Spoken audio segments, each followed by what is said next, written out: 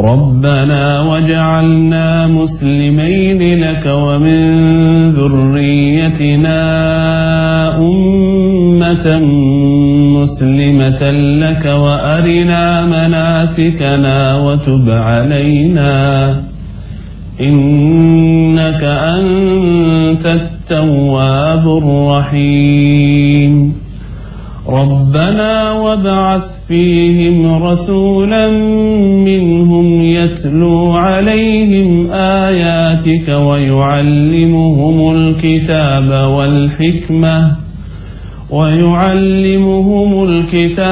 والحكمة ويزكيهم إنك أنت العزيز الحكيم صدق الله العظيم.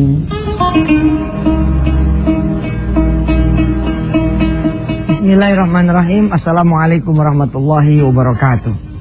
Pemirsa yang dicintai Allah, mudah-mudahan pemirsa bisa seperti anak-anak kita semua yang saat ini ada di pesantren. Saya terus terang ngiri pemirsa dengan anak-anak kita yang ada di pesantren, termasuk di pesantren Darul Quran. Ya Allah gitu ya, hidup berkah seperti apa lagi coba yang dinikmati oleh anak-anak santri. Dia beribadah sepanjang hari, dari mulai sholat malam dia dibangunin untuk sholat malam, bermakmum di belakang Syekh Muhammad, bermakmum di belakang ustadz-ustadz yang ada diamanahkan menjadi pimpinan garda depan, bersama-sama teman-temannya, bersama sahabat-sahabatnya. Ya Allah, sementara kita dan jutaan anak-anak yang lain masih tertidur lelap. Anak-anak kita sudah bangun 2:30 pagi, ya Allah, menghadap kepada Allah. Kemudian salat subuh berjamaah sepanjang hari, ya, sepanjang waktu berjamaah, hingga kemudian anak-anak kita keluar dari pesantren. Saya menyampaikan berita gembira kepada seluruh orang-orang tua, ya, yang rezekinya seret, yang rezekinya sempit. Kalau pengen banyak rezekinya, masukin anak ke pesantren. Insya Allah rezeki saudara bakal di-up oleh Allah, bakal naik. Kenapa coba? Karena saudara dialirkan rezeki dari anak-anak saudara yang ada di pesantren. Ya Allah, anak-anak itu salat berjamaah sepanjang waktu loh. Ya, anak-anak ibu, bapak yang dititipkan misalkan di pesantren putri kami di Cikarang 600 orang. Tahun ini akan bertambah lagi 2.000 orang. Yang di Ketapang saat ini sekitar 800 orang. Tahun depan akan bertambah lagi 4.000 orang. Wah, luar biasa. Kita aja kalau berjamaah paling 2-3 orang kan. Anak-anak kita berjamaah, Masya Allah, dengan ribuan orang. Menyelip ya, masuk di satu barisan. Sholli fardhu zuhri 4 rakaat ma'muman lillahi ta'ala, Allahu Akbar. Lalu 3.000-an lainnya santri, Allahu Akbar. Wah, anak-anak kita berzikir dengan istiqomah setiap habis sholat. Bergema itu suara zikir ba'da sholat. Waktu mereka itu terisi dengan apa yang Allah cintai dan apa yang Allah sukai. Santri-santri menjelang maghrib setelah mandinya mereka habis main bola, habis voli, habis apa segala macam futsal mini, mereka lalu masuk ke masjid. Jauh sebelum azan maghrib berkumandang. Kalau kita azan maghrib lagi di mana? Depan TV, iya kan? Begitu iklan baru kita wudhu, bener kan? Masya Allah, maaf kalau yang tidak begitu ya alhamdulillah. Tapi yang begitu gimana? Lihat anak-anak kita menjelang maghrib dia ngaji, buka di Quran, lihat jam belum maghrib, bersama anak-anak yang lain. Ada yang berselawat, Allahumma sholli ala Muhammad, Allahumma sholli ala Muhammad, Allahumma sholli. Tapi bagaimana dengan kita-kita yang lain? Menjelang maghrib saudara-saudara di depan pintu perusahaan, nggak ada ibadahnya. Ada sebagian yang bergunjing, udah tahu belum lu? Ada sebagian yang lain yang waktunya sia-sia. Maghrib berjamaah, anak-anak kita masih kalem di setoran Al-Quranul Karim kepada gurunya, di setoran apa yang dihafalnya kepada gurunya. Isya berjamaah lagi, subhanallah. Lalu bagaimana dengan kita pemirsa? Kita seperti terpenjara oleh waktu. Gelap-gelap kita memang sudah jalan, gelap-gelap memang kita sudah bangun. Tapi apa yang kita kejar? jadwal kereta, jadwal busway. Ustadz itu juga ibadah. Sepakat. Tapi kemarin dulu udah kita belajar kan, kapan disebutnya pekerjaan saudara adalah ibadah? Apabila saudara tegak yang wajibnya. Salat subuh berjamaah, maaf ya Rob, salat subuh kan 2 rakaat, saya 1 rakaat aja. Kenapa itu salat subuh 1 rakaat? Tinggalan kereta. Ya elah. Ustaz, kerja itu ibadah, betul. Tapi bismillahnya yang benar. Kalau bismillahnya nggak benar, judulnya cuma nyari duit buat rumah tangga, Anda tidak akan mendapatkan apa-apa kecuali memang mendapatkan makan dan minum, tapi tidak mendapatkan ibadah dari Allah Subhanahu wa taala. Bagaimana hidup kita? Hidup kita dari satu rapat ke rapat yang lain, dari satu meeting ke meeting lain, dari satu proyek ke proyek yang lain. Ini yang akan kita bicarakan. Afwan Ustaz, itu kan ibadah. Betul, tapi kalau pada saat rapat azan berkumandang, hayya 'alas shalah, sebagai pemimpin rapat dia mengatakan seperti ini, Ibu Sekretaris, masih ada berapa notulensi yang kita belum bahas? Pak Ketua, Pak Pimpinan, Pak Bos, Pak Direktur, dari 5 kita sudah bahas 3. Masih ada 2. Ya sudah, Allah sudah memanggil. Kalau itu yang terjadi, maka Anda seperti para santri, hidupnya penuh dengan ibadah. Tapi kalau tidak, maka akan terjadi hal-hal yang akan kita bicarakan. Setelah yang satu ini. Silakan. Alhamdulillah pemirsa, masih bersama Yusuf Mansur di Wisata Hati Antv. Kita bicara tentang bagaimana hidup kita jangan sampai terpenjara oleh waktu. Sampai kemudian kita hanya sibuk untuk dunia kita. Kita hanya sibuk untuk diri kita. Tapi kita kemudian melupakan Allah, melupakan Rasulnya, dan kita melupakan diri kita sendiri. Sampai ada yang gak ingat mandi gara-gara kerjaannya numpuk. Sampai ada yang bininya dianggurin 7 bulan, gak ditowel, gak diapa. Sampai bininya bilang, Mas, saya ikan asin deh, towel. Bentar nih, kerjaan gue lagi banyak. Akhirnya bini kita celeng, dia nyari laki yang lain. Kita pun seperti itu, rapat sana, rapat sini. Kita tidak pernah mendapatkan apa yang kita dapat dari istri kita. Dibawain teh oleh orang lain, dibawain mie oleh perempuan yang lain. Akhirnya di tempat yang sana kita kemudian lupa dengan istri kita.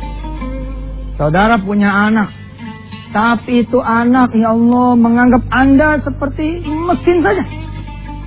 Kerjaannya cuma nyetak anak, udah habis itu nggak lagi mikirin, nggak lagi mandiin, nggak lagi nyebokin, nggak lagi apa. Yusuf Mansur, saudara, ya Allah, di tengah kesibukan saya mudah-mudahan Allah jaga saya nih. Saya masih sempetin. Pulang saya gendong anak saya cium dia. Habis beres anaknya, saya cium maknya. Beres, anak kita beresin semua.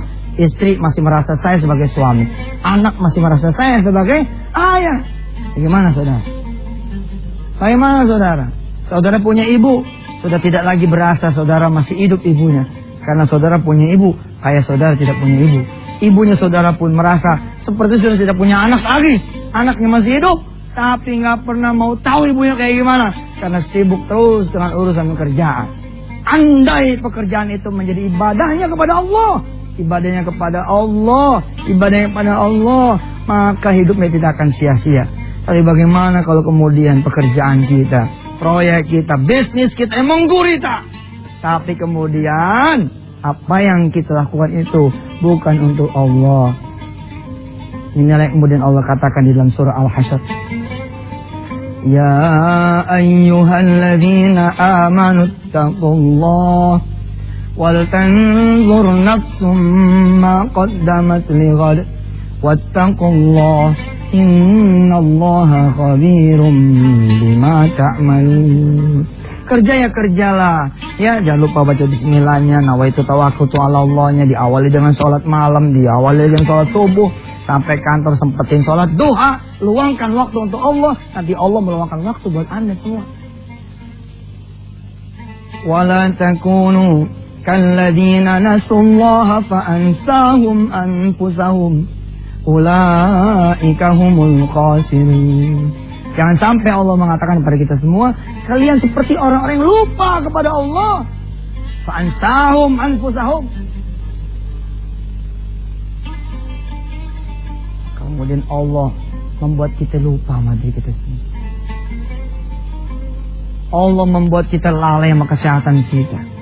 Sadar-sadar ginjal kita udah bocor, jantung kita udah bolong. Subhanallah. Luangin waktu untuk Allah. Dan memang mesti ada kemauan yang kuat. Mesti ada kemauan yang kuat. Ntar giliran udah datang malesnya, mulai ini asar berkumandang, misalkan azan, kita lagi leye-leye, lagi tidur-tiduran, azan berkumandang, Allah Akbar, Allah Akbar, ya Allah, azan, Allah Akbar, Allah, enggak bangun, enggak jalan ke masjid, pengen ke masjid, kerjaan masih banyak, ya Allah, capek lagi, ngantuk lagi. Asyhadu an la ilaha illallah. Enggak jalan ke masjid, takutnya mati. Enggak jalan ke masjid, takutnya ini asar terakhir. Lawan, kita lawan. Bangun, kita bangun, hajar aja udah. Ini setan nih. Kita mesti ngeluangin waktu buat Allah. Udah dibagi waktu dari jam 8 nih sampai setengah 3. Setengah 3 lewat dikit udah mulai asar. Bismillah, kita bangun. Allah demen tuh. Kita dikasih waktu tapi kita masih ingat sama Allah. Kita dikasih waktu tapi kita masih ngurusin haknya Allah. Kita dikasih waktu tapi kita masih ngejalanin kewajiban yang Allah bebankan kepada kita. Apalagi kan kewajiban itu bukan beban, tapi kewajiban itu jalan kita menuju Allah dan Rasulnya, menuju jannatin na'im. Saudara yang dirahmati Allah, ayat yang berikut ini adalah ayat yang saudara sudah hafal. Bahkan satu surah saudara hafal. Wal asri, innal insana lafi khusrin, illa alladhina amanu wa amilus salihat, wa tawasaw bil haqq, wa tawasaw bis sabr. Demi masa, sesungguhnya kita semua akan rugi. Ya, walaupun saudara sudah punya perusahaan 5, 6, 7, cabang ada di sekian kota, warung ada di sekian puluh tempat, rugi tetap. Apanya yang rugi?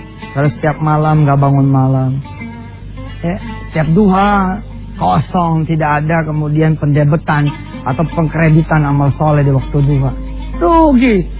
Punya duit banyak, tapi giliran dipanggil sama Allah, menghadap Allah langsung di rumahnya, yakni di masjidnya, lalu saudara tidak jalan ke masjidnya Allah, rugi. Buat apa dunia? Ditimbang sama satu sayap lalat juga nggak ada artinya itu dunia. Buat apa adanya dunia kalau kemudian kita kehilangan segala-galanya? Mungkin kita punya semua hal yang ada di dunia ini, tapi kita tidak punya Allah. Buat apa? Kalau bisa, wa minhum may yaqulu rabbana atina fid dunya hasanah wa fil akhirati hasanah wa qina adzabannar. Hidup kita seimbang, kerja kita bagus, loyalitas kita terjaga, jujur iya, ya, cerdas iya, semangat iya, tapi juga ibadahnya mantap. Subhanallah. Pemirsa, masih ada satu lagi kita punya segmen, insyaallah kita terusin lagi ya. Alhamdulillah pemirsa, masih dikasih waktu oleh Allah bersama saya Yusuf Mansur di acara wisata Hati Antv. Kayaknya kalau nggak nulis nggak enak nih, kita nggak syukur sama Allah. Videonya di bawah, kita nulis bentar.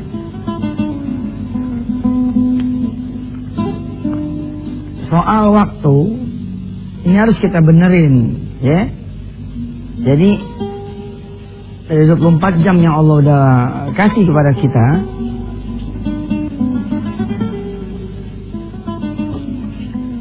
ini mesti kita beresin. Kalau kita nggak beresin, nanti kita yang dilipat sama waktu. Ibarat jalan pemirsa, harusnya jalan kita lurus, siratal mustaqim. Ini udah lurus belum? Apa-apa deh, namanya nurun. Mesti, maafin deh, bukan patinosidin nih kita. Mesti kita lempeng gitu tuh. Ya kan? Ini bener nggak? Ya, anggap bener deh. Tapi sayangnya hidup kita melenceng pemirsa. Melenceng nih, melencengnya sih dikit-dikit. Tapi begitu kita melenceng, jauh banget nih. Baliknya lagi susah. Makin kita jauh, makin kita baliknya susah. Maksudnya melenceng tuh bagaimana Ustaz? Gini, kita jam 00 nih ya, tengah malam ya. Mestinya kan jam 2. Nah, di sini nih jam 2 kita bangun. 2.30 dah, kita bangun. Kita nggak bangun, gagal. Oke? Jam 3 kita nggak bangun, gagal lagi. Sekarang kan subuhnya jam 4 ya. Jam 4 nggak bangun lagi, gagal lagi. Jam 5 masih ada dikit waktu, nggak bangun, nggak. Ini yang masuk jauh. Jauh gitu. Kalau di sininya udah nggak ketemu, ini kemarin udah jauh nih pemirsa. Jangan sampai kita begitu, kita rapiin, serapi-rapinya. Gimana sih ya Allah caranya gitu kan ya? Supaya kita bisa waktunya bener, semua ibadah itu bisa. Dari mulai tahajudnya, subuhnya, duhanya, lohornya, asarnya, bisa gimana caranya? Ya berdoa sama Allah. Tidak ada yang bisa membuat manusia itu sujud, ruku di hadapan Allah Subhanahu wa taala, punya keagungan dan kebesaran, kecuali Allah sendiri yang membuat hambanya menjadi bisa melakukan itu. Tidak ada satu orang pun di muka bumi ini bisa kemudian berselawat kepada Rasulullah kecuali Allah yang membuat kita berselawat kepada Rasulullah. Tidak ada satupun manusia di muka bumi ini bisa menjadi hambanya yang saleh-salehah kecuali dia yang berdoa kepada Allah, lalu Allah kemudian menggerakkan dia menjadi orang yang saleh-saleh. Kita mendoakan segenap kaum muslimin muslimat, mukminin mukminat. Assalamu alayka ya Nabi wa rahmatullahi wabarakatuh. Assalamu alayna wa ala ibadillahi salihin. Mudah-mudahan saling doa mendoakan pemirsa, sehingga kita selama 24 jam semuanya full kita ibadah kepada Allah Subhanahu wa taala. Baik pemirsa, makanya saya menyarankan pada pemirsa, kalau masih ada sisa anak satu begitu ya, coba deh santrenin ke pesantren. Syukur-syukur 5-5-nya bisa nyantren, sehingga dia bisa mengenal Allah dan Rasulnya. Masukin juga ke sekolahan yang kenal dengan Allah dan Rasulnya.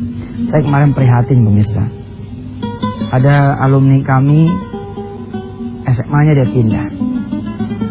SMA-nya dia pindah, terus dia mengeluh kepada ibunya, Bu, saya di sana kalau sholat duha malu. Kenapa malu? Selidik punya selidik, rupanya tidak ada satupun di SMA tersebut yang sholat duha. Di Jakarta nih, kalau saya sebut pasti dia malu satu sekolahan. Nah, pemirsa kalau ketemu yang kayak begitu, cabut anaknya. Cabut anaknya. Jangan sampai anak kita jadi pinter, hatinya hilang. Jangan sampai anak kita terang dunianya, akhiratnya hilang. Belajar udah buka mata, ya.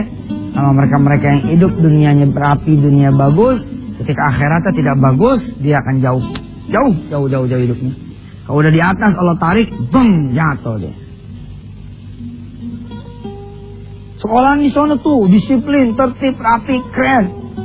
Ya betul, tapi lihat di sana sholat lohornya bagaimana? Ternyata sholat lohornya nggak ada.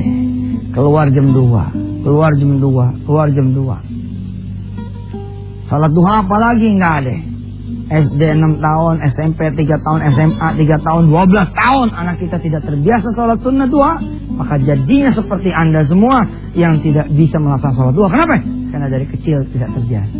Ustaz nuduh tuh, jangan tersinggung kalau emang ketuduh. Kalau emang ketuduh, rapin aja dirinya. Tapi kan ke pesantren pada begitu, jorok bau. Pesantren sekarang beda, insya Allah nggak kayak dulu, udah pada bersih-bersih, rapi-rapi. Lagian dulu juga nggak segitu-gitu amat, itu mau fitnah.